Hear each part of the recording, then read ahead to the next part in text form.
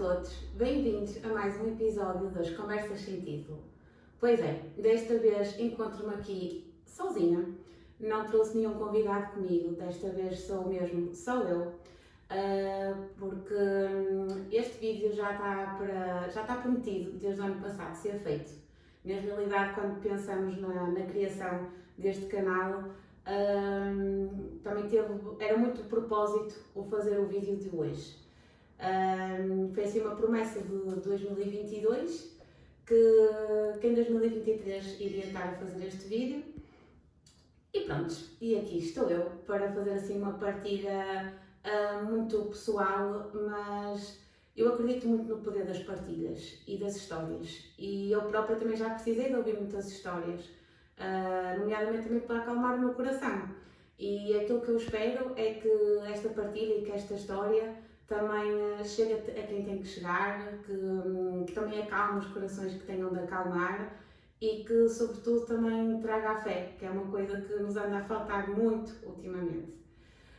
Então, quando eu falo de amor e de fé, é lógico que eu tenho que falar em primeiro lugar da minha Vitória e é sobre ela e sobre a história dela que eu pretendo falar, mas também falar sobre a luta que também tem sido este segundo filho, que nós já o sentimos presente há muito tempo entre nós, mas que está a ser difícil, ou ainda não é o tempo dele de chegar fisicamente até nós. Mas lá está, para contar estas tentativas de termos um segundo filho, eu preciso de voltar atrás na história da Vitória, apesar de alguns de vocês já saberem e que eu também partilho sobre uma parte dela, não é, no meu Instagram, mas acho que faz sentido também contá-la aqui, até porque assim, a história da Vitória foi a história que mudou a minha vida, eu devo-lhe muito, devo-lhe sobretudo acreditar no amor, acreditar na fé, ou acreditar, sabem, naquela luz invisível aos nossos olhos, mas que ela está lá. Eu devo-lhe isso, e lá está, ela tem 3 anos, mas já lhe devo muito. Mas é um dever bom, é um dever de... não é aqueles deveres de peso, sabem? Por norma, quando nós dizemos que devemos alguma coisa, atribuímos um peso, mas não, aqui é um dever sem peso. Então pronto, como a maior parte de vocês já sabem, mas que faz sentido referir aqui de novo, porque é assim que a história começa. Eu sou portadora de uma doença neuromuscular e degenerativa e felizmente em 2016 descobri-a, demoramos muitos anos a descobri-la, foram feitos muitos outros diagnósticos de tudo aquilo que posso imaginar, até chegarmos a este diagnóstico que foi um diagnóstico profundamente feliz, mediante todas as possibilidades que estavam em cima da mesa. E então foi em 2016 que começou a história da Vitória, apesar de tudo. Isto porque, lá está, quando eu fui diagnosticada com esta doença, eu também fui logo reencaminhada, lá está, além de ser acompanhada ainda nos dias de hoje em neurologia, também na altura fui logo acompanhada também por profissionais também ligados à genética. Isto porque, no meu caso, em particular, a possibilidade de eu passar esta doença para um futuro filho meu era e é de 50% ou até mais, como depois veio a verificar mais tarde. Na altura, aquilo que, lá está, em 2016, aquilo que nos foi recomendado, tanto a mim como ao Rui, foi que se porventura algum dia pensássemos em ter filhos, que a solução mais... o que eles explicavam-nos assim, vocês podem ter filhos naturalmente, nada indica ao contrário. Podem até pertencer àquele grupo de, lá está, de 50% de hipóteses que até o filho venha sem doença, mas a verdade é que existe também o outro lado da moeda e pode nascer com doença. E a verdade é que, por exemplo, eles deram logo este exemplo que é, eu ando, mas o meu futuro filho podia nem sequer ir andar, porque eles não sabem nem conseguem prever com que tipo de gravidade da doença é que podia vir a nascer este nosso filho. E isso foi uma coisa que nos assustou muito e não queríamos de todo que isso acontecesse e ter essa responsabilidade nas nossas mãos, quando tínhamos uma solução que talvez fosse o nosso primeiro grande ato de amor a ter perante um filho nosso, que é então os tratamentos. Costuma-se dizer que são tratamentos de fertilidade e muitas vezes associam só que esses tratamentos são feitos só para casais que são inférteis, mas como podem verificar, não é só disso que se trata. Também se trata de muitos casais que têm a oportunidade de terem filhos sem doença, e isto temos muito que agradecer à ciência, porque sem ela isto não era possível. E dar muitas graças por esta oportunidade, e foi isso que eu e fizemos. Nós em 2016 colocamos logo os papéis, nós começamos por, o nosso caso começou primeiro por ser reencaminhado para o Hospital de Gaia, porque eles também fazem, sim, penso que ainda fazem tratamentos de fertilidade, fazem as FIVs. Na altura o Hospital de Gaia recusou o nosso pedido e então eles próprios trataram de reencaminhar para o Hospital de São João, que disseram que eles sim eram as pessoas indicadas para o nosso problema, vamos colocar assim a questão. Entretanto, em 2017 eu e o Rui casamos e foi muito giro porque quando a pessoa casa é lógico que as pessoas perguntam logo quando é que vão ter filhos. E essa pergunta dava-me assim, dava-me vontade de rir no fundo, porque lá está, as pessoas não têm noção daquilo que os casais podem, lá está, nós aparentamos sempre ser um casal feliz, mas as pessoas não tinham noção que nós já estávamos numa luta para ter um filho, e é por isso que eu, a partir do momento em que isto me aconteceu, eu passei a ter muito cuidado com as perguntas que fazia. Porque lá está, nós não sabemos quantas perguntas podem atingir a pessoa que está do outro lado. Então, pronto, para as pessoas mais próximas nós explicávamos que lá está, que estávamos à espera que o São João nos chamasse para iniciar os tratamentos. Para outras pessoas dizíamos que ainda não era a altura, que um dia deste ia chegar. Tínhamos assim este tipo de respostas mais imediatas. Então, pronto, nós casamos já com quase um ano de papéis, de entrada de papéis no São João. Claro que o nosso objetivo sempre foi sermos pais cedo. A maior parte agora, pronto, das pessoas que nos rodeiam até não pensam em ser pai e mãe tão cedo, mas nós já há anos que falávamos de nos casarmos, de ser pais, e sempre foi um objetivo que queríamos que acontecesse assim muito cedo nas nossas vidas. Pronto, casamos, claro que depois o tempo começa assim, para nós, o tempo começava a passar, apesar de nos dizerem são novos, vocês têm tempo, mas nós tínhamos muito aquela vontade firme dentro de nós de queremos ser pais, e não era satisfatório ouvirmos essas palavras de que vocês são novos, vocês têm tempo, quando eu sabia que, ok, eu sou nova, eu tenho tempo, mas será que tenho assim tanto tempo? Eu colocava-me muitas vezes esta questão a mim mesma. Chegou o dia de sermos chamados para termos uma consulta. Nós achávamos inocentes que ao irmos lá para uma consulta que já íamos dar início aos tratamentos em si, mas não, nós fomos entretanto a uma consulta, depois fizemos uma série de exames, tanto eu como o Rui, e depois temos que aguardar mais uns bons meses para sermos chamados aí sim para dar início aos tratamentos. Posso dizer que o início dos tratamentos aconteceu em outubro de 2018, por isso foi assim um bom tempo de espera, que foi no fundo muito boa para mim, porque eu tenho muita mania de querer controlar tudo e isto é uma situação que saiu fora do meu controle. E desde aí eu comecei a aprender que esta jornada da maternidade vinha-me ensinar muito a mim mesma, sobre mim mesma. Então, em outubro de 2018, nós somos chamados, telefonam-nos, explicam-nos o procedimento, como é que tudo irá acontecer, porque lá está, nós temos que esperar que venha a menstruação, para depois, X dias depois, aí sim irmos à primeira ecografia, à primeira consulta, e pronto, foi isso que aconteceu. Na primeira consulta, foi-me explicado, a mim e ao Rui, que a partir daquele momento íamos começar então os tratamentos para darmos início então à FIV.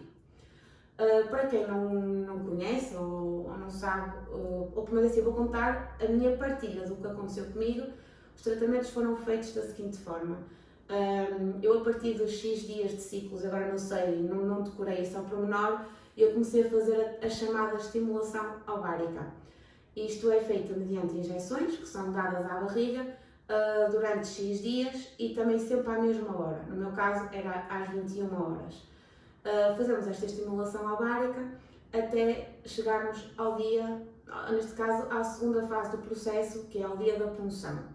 Durante este tempo nós andamos sempre a ter consultas, a ter ecografias, para as médicas vigiarem como é que está a evoluir este processo de estimulação ovárica. Entretanto, pronto, o passo seguinte é então marcar a punção. A punção é assim eu não posso dizer que é uma mini cirurgia, só que a verdade é que nós damos uma anestesia geral, porque é para nós não sentirmos aquilo que nos está a ser feito, porque senão acredito que provocaria muitas dores. O procedimento, que é da recolha dos ovócitos, dura mais ou menos 15 minutos. Entretanto, nós somos levadas para uma sala de recobro, onde ficamos deitadas e viradas para o lado durante um X tempo. Eu agora não me recordo de tudo ao certo, mas volta de meia hora que ficamos assim deitadas e bem sossegadinhas.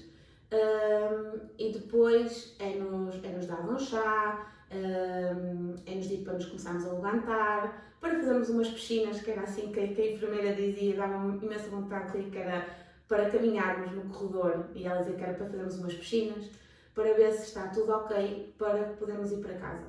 E nesse dia onde temos de repousar, de estar mesmo por casa, em repouso, o máximo de absoluto possível.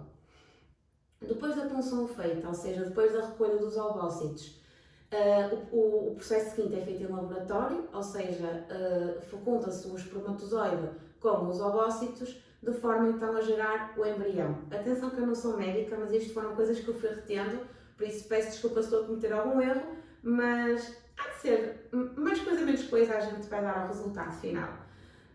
Isto é um processo um bocado doloroso a nível psicológico, porque lá está, nós temos a bióloga a ligar-nos durante 2 vezes, mais ou menos, durante 2, 3 vezes a bióloga liga-nos para nos dizer, lá está, com quantos embriões é que nós ficamos.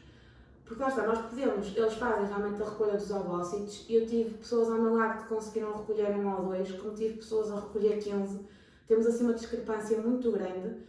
E depois temos a parte seguinte, que é a nível emocional também é bastante puxada, porque é quando nós estamos naquele impasse de saber se o espermatozoide fecunda ou não com o ovócito. Porque pode acontecer, como por exemplo aconteceu no meu caso, de não fecundarem alguns e fecundarem outros. Neste caso eu fiquei com uma reserva muito boa e também lá está, acabei por hiperestimular. As médicas que investiram em mim e perguntaram-me se efetivamente eu também estava disposta a pagar esse preço de investirem em mim, mas no meu caso em particular era mesmo importante recolher um número maior de embriões, porque eu ainda tinha que passar à fase seguinte que os outros casais não passam, que é a fase de fazerem uma biópsia aos embriões para saberem quais é que têm doença e quais não têm.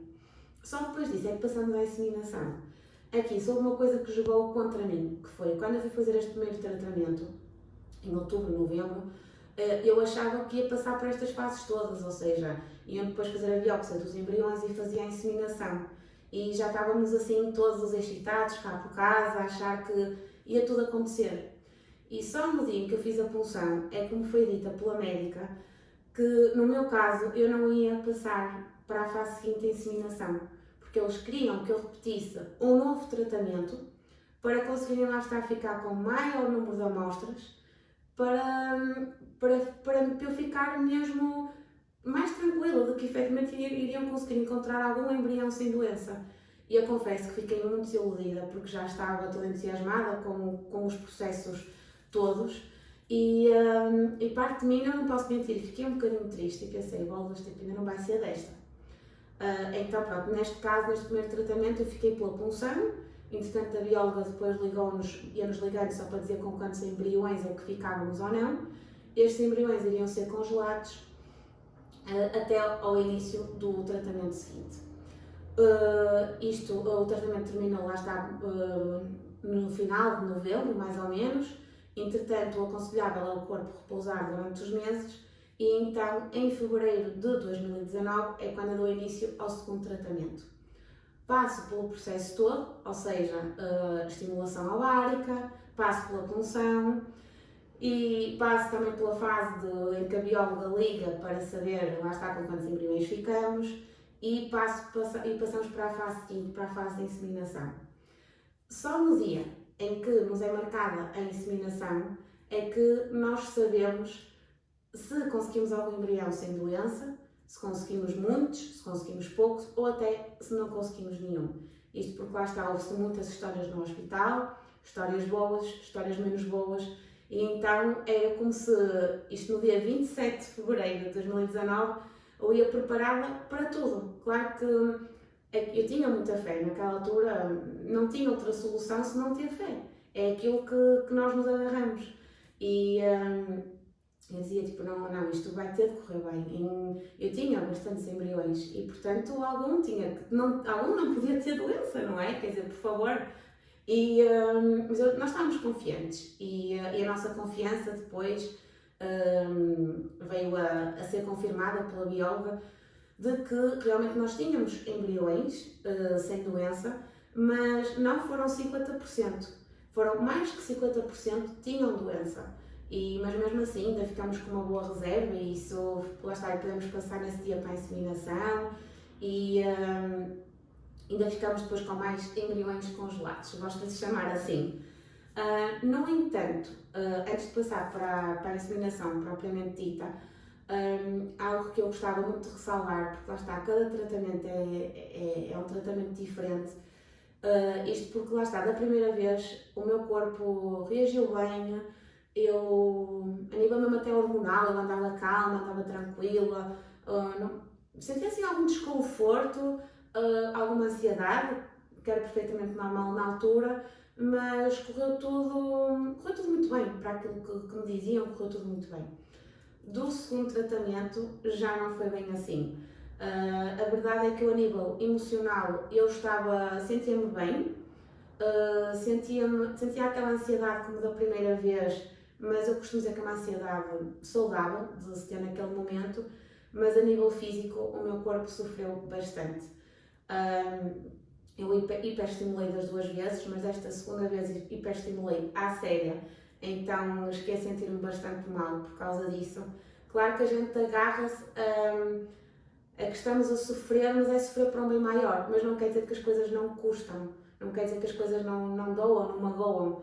E a verdade é que as coisas pioraram no dia que eu fui fazer a punção, porque lá vim para casa mesmo com muitas dores. Eu lembro-me de querer respirar e não conseguia, parecia que tinha isto tudo cheio de ar e com tantas dores que era quase impossível respirar fundo. Lembro-me de dormir sentada para ser mais fácil lidar com a dor. Lembro-me de ir um dia também para as urgências, porque lá está, queria ter a certeza de que as dores que eu sentia eram dores normais e isto tudo não é para assustar, é sim só para dizer que tanto pode correr maravilhosamente bem como correu o primeiro tratamento, como as coisas podem se complicar um bocadinho no segundo, mas que o nosso corpo, apesar de tudo, aguenta esse processo. Tudo bem que só foram feitos 2 tratamentos, atenção, não quero comparar-me, neste caso só estou a dar o meu exemplo, a minha história, mas é confiar também muito no nosso corpo, confiar de que ele é capaz, mas também saber ouvi-lo, porque assim, se o nosso corpo nos está a dizer que não é capaz, também calma lá, e eu sentia que o meu corpo era capaz. E lá está, ou seja, esse período foi um bocadinho doloroso a nível físico. A nível mental eu estava mais que ótima, eu estava mesmo cheia de dores, lembro-me lá está que me gostava muito a respirar das dores, mas eu naquela altura achava que eu tinha uma fé tão grande em mim que ia dar tudo certo, que eu agarrava-me simplesmente a isso, e isso era bastante para eu continuar neste processo e achar mesmo que ia correr tudo bem, mesmo quando me diziam no hospital, vezes sem conta, de que olha, isto é impossível, olha, não vai conseguir, na primeira inseminação nunca ninguém consegue, por isso é que eu percebo que as médicas têm que nos mostrar este lado, mas bolas, nós também precisamos de ânimo e também precisamos de acreditar e sobretudo também acreditar em nós. E naquela altura, eu que nunca acreditei de verdade em mim mesma, foi Este período da vitória foi o meu período de viragem para eu acreditar em mim mesma. E eu sentia que podia acreditar e sentia mesmo que ia correr tudo bem. E assim foi. Então, no dia 27 de fevereiro, ou seja, retomando agora um bocadinho atrás na história, ou seja, quando no dia em que a Vitória foi inseminada, lembro-me de depois ir para a salinha onde também é feita a punção, de me deitar lá numa espécie de marquesa, abrir as perninhas e pensar, aqui vamos nós. Foi logo assim o meu pensamento, aqui vamos nós, mais uma aventura, mas permite-te esta experiência e confia. Lembro-me então da doutora explicar-me o procedimento. Nós temos assim um monitor ao nosso lado, no meu caso era assim do lado direito que estava, em que nós conseguimos ver efetivamente eu costumo dizer aquela ervilhinha a entrar, e foi das melhores experiências da minha vida. Foi o acompanhar a entrada, literalmente, da minha bebé até mim.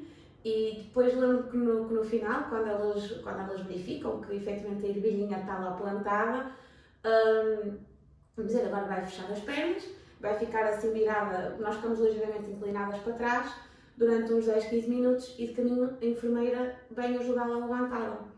Eu lembro que nesses 10 minutos ou 15 que eu fiquei sozinha, lembro-me de colocar as mãos na minha barriga e dizer, nós agora somos duas. Aconteça o que acontecer, eu estou aqui contigo, quero muito que fiques comigo, lembro-me de ter assim grande conversa, quero muito que fiques comigo e eu sinto-te aqui comigo, por isso a partir de hoje eu sou tua mãe e eu vou cuidar de ti. E foi assim um momento muito empoderador da minha parte de, lá está, mesmo sem ver, acreditar. Eu acreditava que ela estava ali comigo. E depois nesse dia nós, no dia da inseminação, é aconselhável sempre virmos para casa, a repousar, mesmo nos dias seguintes o repouso também é recomendado, nomeadamente o não pegar em pesos. O pegar em pesos é assim aquilo que elas não nos aconselham durante uns dias. Eu lembro desse ter de chegar a casa, de me deitar na cama e eu que detesto estar na cama e pensar, não, eu vou para a cama, quero olhar para ti, quero mesmo que corra tudo bem. Lembro-me de olhar ao espelho e já me estava a ver toda grávida. E depois eu fiquei de ir ao São João no dia 12 de março fazer um teste, uma análise ao sangue para verificar se estava grávida ou não. Claro que eu não aguentei até dia 12, como acho que é normal que ninguém aguente, e no dia 11 lembro-me de ir para o Rábida Shopping com a minha mãe e mal entramos no Rábida e disse, como é que é? Tu vens comigo ou não? É que eu vou à farmácia comprar um teste. Eu lembro da minha mãe olhar para mim tipo muito apavorada com quem lá vem esta com as suas ideias tolas, que eu tenho assim muitas ideias tolas, e dizer, mas não queres esperar até amanhã? E eu, não, é assim, eu vou fazer hoje um teste da urina, porque eu quero ter aquela experiência, como todas as grávidas têm, de ver o grávida, porque eu vou ver isso, então eu quero ter essa experiência. Como é que é? Vens comigo ou não? Eu lembro dela olhar mesmo assustada para dizer, pronto, se tu vais eu vou. Pedi o teste, lembro perfeitamente da casa de banho em que fui fazer o teste, disse para a minha mãe entrar comigo para a casa de banho, fiz o teste e aparecia efetivamente o grávida, fizemos assim grande festa, mas que lembro, não disse nada ao Rui, aliás o Rui nem soube na altura que eu estava no Rábida a fazer testes. Ao final do dia, nós por norma, quando saímos do escritório e vimos para casa, nós tentamos fazer sempre o caminho pela praia. E eu sou assim maluca pelo Porto Sol, quem me conhece sabe que eu sou uma louca e uma entusiasta por cada Porto Sol que vejo. E eu disse ao Rui nesse dia, ai está um Porto Sol tão giro, olha vamos ali até aquela pontinha, sabes, de carro, e porque eu quero ver lá o Porto Sol de perto, quero tirar uma fotografia. Isso como é uma coisa normalíssima a mim, o Rui não estranhou, fomos até assim a um sítio em que dá para ver o Porto Sol, mas com os carros estacionados, e eu tiro o teste e dou-lhe o teste. E o Rui só olha para mim e diz, e eu já sabia, porque ele também tinha uma confiança e uma fé, assim, muito, muito bonita de se ver. Eu lembro que nos abraçamos, tiramos uma foto juntos, mas claro que sem fazer uma grande festa, porque sabíamos que era um teste urínico e a verdade é que precisávamos do teste do sangue para ter a confirmação. No dia seguinte, Fomos ao São João, fizemos as análises, depois tivemos que andar a passear durante umas 3 horas, que era até ser o resultado do exame. Voltamos para o São João, onde nos confirmam que sim, quer dizer, não nos confirmaram que estávamos grávidos. Aquilo que a médica disse foi, pronto, como devem saber, está tudo bem, agora temos que marcar a ecografia, mas olha, não façam grandes festas, porque a verdade é que existem muitas gravidezes que não são evolutivas, e por isso mantenham-se assim. E eu fiquei tipo, a sério, tipo, nem quando temos um teste positivo, estas médicas podem ser positivas. E fiquei assim muito, sabem, muito revoltada. uma revolta assim de, ai, tipo, deslarguem-me, tipo, deixem-me estar na minha felicidade, deixem-me estar a viver este momento. E, entretanto, é marcada a ecografia para quando? 27 de março. E eu lembro-me assim à recepcionista, ai, ó Susana, poça, 27 de março, não dá para ser dia 26, é que eu faço anos dia 26. E eu queria festejar o meu aniversário, mas já saber que o meu bebê está bem. Ela, não, olha, pelas contas tem mesmo que ser dia 27. E eu, oh que caraças, tipo, como é que eu vou aguentar? Não vou aguentar, porque lá está, eu sou assim muito repentina, já sabia que não ia dar para aguentar, e então eu me marcar uma ecografia no hospital privado, que eu também já era seguida há muito tempo pela mesma ginecologista, que também é obstetra, marquei consulta com ela, e disse-lhe, olha, neste caso, isto não é bem uma consulta de ginecologia, em princípio vai ser da obstetrícia, bora lá ouvir então o bebê, ver se o bebê está aqui.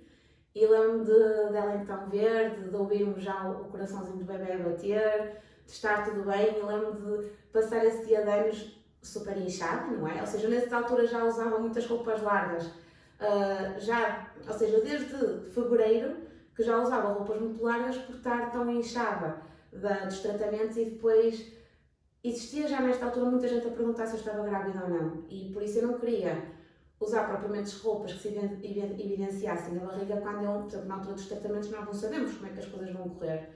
E a nível psicológico é um bocadinho doloroso estarmos a olhar para uma barriga que está completamente grávida, até às vezes temos sintomas mesmo de gravidez, quando estamos simplesmente a fazer tratamentos.